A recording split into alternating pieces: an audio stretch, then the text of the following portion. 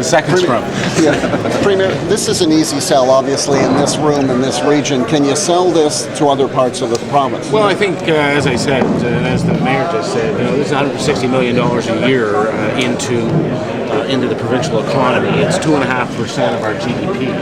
And if that money is lost, if that tax revenue is lost, then it makes it harder to support schools, roads, hospitals, all the things that people depend on, no matter where they are in the province. So we have a collective interest in wanting to ensure that this region is as economically sustainable as possible. And we have looked at and have scrutinized this business case every way we can. And it's still not a sure thing. It's still not a sure thing. We still need the one piece that is missing, which is the ruling from the Canada Revenue Agency that's going to make all these pieces come together. But I believe that in the long term, we'll have a viable industry here that will put money into the provincial economy and will provide, support, economic support for every other area in the province. But in terms of a guarantee of employment, is there one?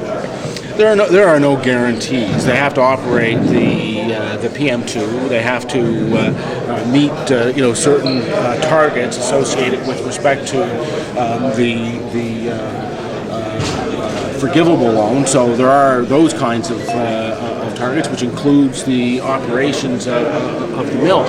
But as I said, one of the things that Pacific West has been able to do in terms of operating its mills and making them successful and continuing to be a partner in the economy is they've been nimble enough to be able to deal with market conditions. For example, they want to have this mill up and operating by the middle of September so that they can meet the contracts that they have already managed to secure. This is an important aspect of this operation. They already have contracts they need to fulfill. So, we could decide not to support them, and then the result would be the young people of these communities, and not just Port Hawkesbury, but these are far-reaching decisions. The young people, the workers who are here, would go to Western Canada. They would take their families, they would take their kids out of the local schools, they would take their money out of the local businesses. I don't think that would be an appropriate response when we have an asset that can be utilized. Is there a parallel to be made between this investment and the investment into the Irving Yard in Halifax?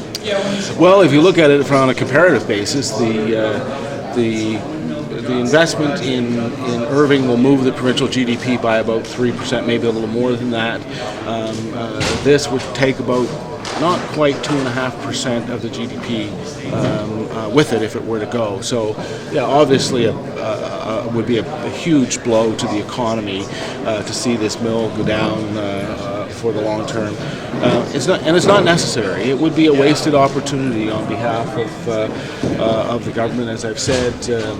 This is the appropriate role for government to play in uncertain economic times when you have a good business case to support an asset. On Wednesday, it'll be 1 year since the announcement came with the mill shut down.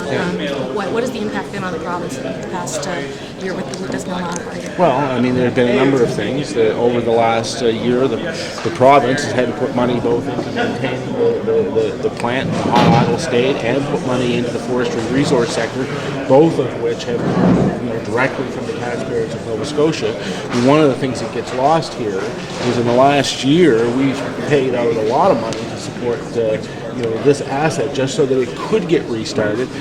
Now it is in a position where we have a workable business case over the long term that will be able to add money into the economy instead of taking money out of it, out of provincial coffers. And how much was that so far? It was 15 and 19, I think, in the two packages. But you should talk to departmental officials and get exactly the right numbers. Do you know whether, if the creditor protection is extended to September 28th if the initial provincial money is going to be needed to keep it in hot idle? No, it won't be. As I understand it, there's still sufficient money left in the original package, and that should be enough to support it right through that period. I believe, though, what will have to happen, and I have talked to Stern about this, but they're going to start the procedure to ramp up as soon as possible. So the economics of that is going to start to change as they move toward ramp up, and then when they start producing, obviously, those costs will be rolled into their production costs. Okay.